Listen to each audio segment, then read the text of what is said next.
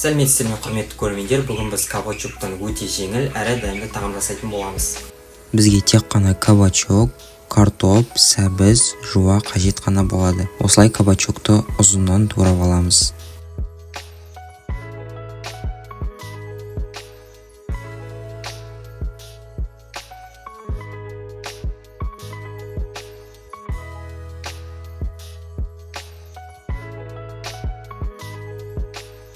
Одан кейін жуаны осылай турап аламыз.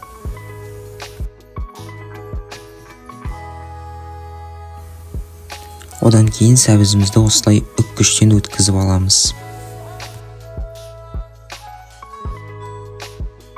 Одан кейін картопымызды алып, 2-ге бөліп, 4-ке бөлетін боламыз.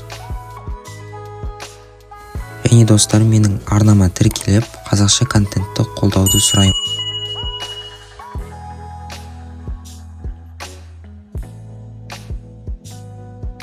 Барлығын турап болды. Енді сковородкамызға сұйық майымызды құйып 2 минут қыздырып аламыз. Одан кейін жуамызды, сәбізімізді салып қуырамыз.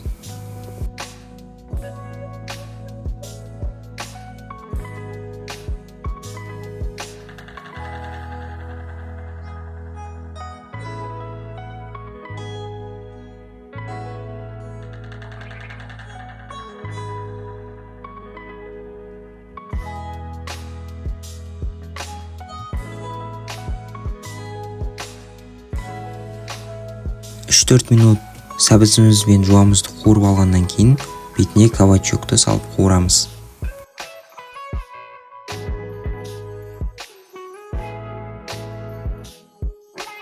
Үстіне тұз, бұрыш себеміз. Одан кейін қалауларыңыз бойынша специялар қоссаңыздар болады.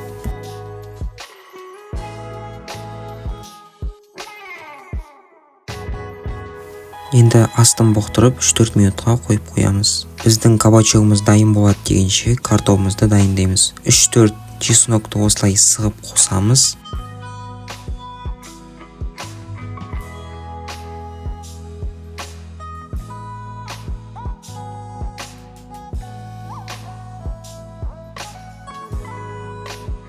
Одан кейін перец қосамыз. Тұз қосамыз. Және универсальный спец қоссақ болады. Мен хонели сунели қосатын боламын. Одан кейін бетіне сұйық май құямыз.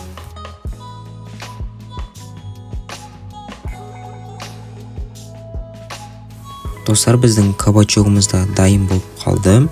Осылай бұлғап жібереміз.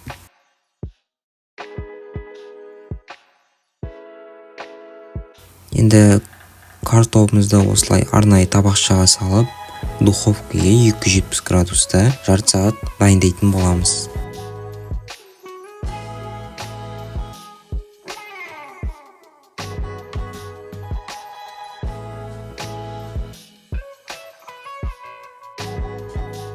Пешіміз қызған секілді, енді картопымызды саламыз.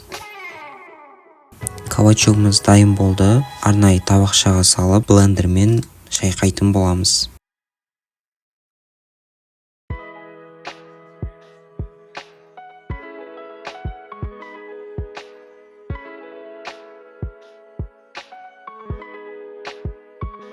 Одан кейін осылай нанды майға қуырып алсақ болады. Картопымыз да дайын болды. Енді ініме беретін боламыз. Сәлем достар, бүгін менің ағам кабачоктан ерекше тағам пісірді. Ал дәмін көреміз. Дәмі өте күшті. Достар, видео ұнаса лайк басып, астына комментарий қалдырып кетеміз. Қазақша контентті бірге қолдайық. Назарларыңызға рахмет.